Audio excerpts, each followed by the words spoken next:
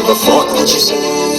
Yeah, I'ma do shit my way. So you can go kick rocks, I'ma stack bricks up, build what I want to make. Yo, I got a lot of shit to say, so I'ma do this every day. I'll be writing things until I'm fucking buried in my grave. 6 feet deep under, but my body won't decay. Cause my messages are timeless, so they'll put them on display. Oh yeah, I rap with a certainty, I have a sense of urgency. A message for eternity, for everyone eternally. I had some people burning me, but now they fucking learn to see I ain't the one to fuck with. Now they looking nervously, and I don't really care what you think of me respectfully. You can kick rocks if you think you're fucking better, see. I will outwork you, turn you to an enemy. Hurt you so bad that you're gonna need some therapy.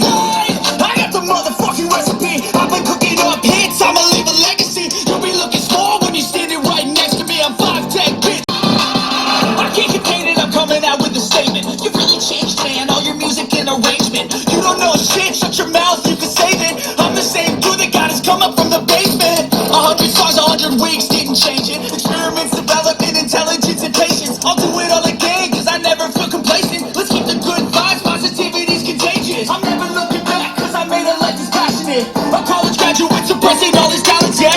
He found a way to go and change, become an advocate. We're taking control of your life, go